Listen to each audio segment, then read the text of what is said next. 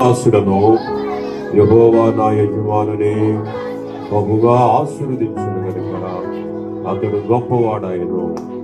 అతనికి గొర్రెలను గొడ్లను వెండి బంగారములను దాసి జలమును ఒంటెలను గాడిదలను దయచేసెను.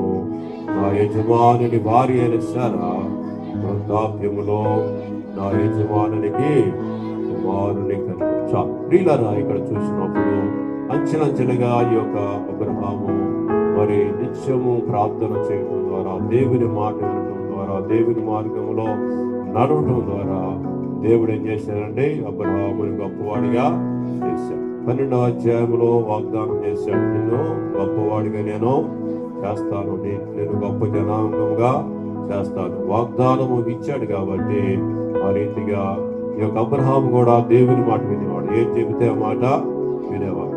ఆ వృద్ధాప్యంలో కుమారుని ఇచ్చినప్పుడు ఆయన్ని పరిశోధించాడు. 22వ అధ్యాయం 1వ వచనంలో ఆ సంగతులు జరిగిన తరువాత దేవుడు అబ్రహామును పరిశోధించాడు.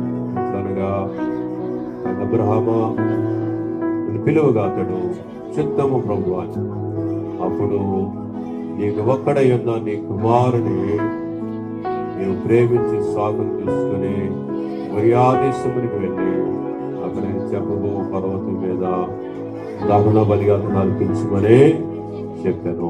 చూడండి ప్రియులారా, పరిశోధించాడు. మనం అబ్రహాముని ఆశీర్వదించి అబ్రహాము నా మాట వింటాడా లేదా, తనకి ఇష్టమైన కుమారుడు లేక ఒక కుమారుని ఇచ్చి మళ్ళీ ఏమన్నాడంటే నీ కుమారుని నాకు బలి ఇవ్వమని. అంటే దేవుణ్ణి ప్రేమిస్తాడా, కుమారుణ్ణి ప్రేమిస్తాడు.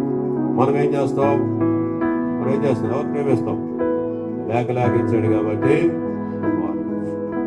తల్లి అమ్మ ఏంటమ్మా ఆదివారం ప్రార్థన రాలేదంటే ఏముంది, ఇంటికాడ ఎవరు లేరయ్యా, అందుకే నేను ప్రార్థనకే రాలేదు. ఎవరిని ప్రేమించింది ఆవిడ? ఇంటిని ప్రేమించింది. ఇంకొక మాకు నువ్వు రాలేదేంటమంటే మా ఇంటికాడ కుక్క ఒకటే ఉన్నాయా, మరి కుక్క కారణం పెట్టాలి, అందుకే నేను దేన్ని ప్రేమించిందామా? కుక్కను ప్రేమించింది. కుక్క కోసం ప్రార్థన మానేసాం మనం చెప్పాలి. ఎవరు మాట్లాడతాం అంటే మానేసాడు.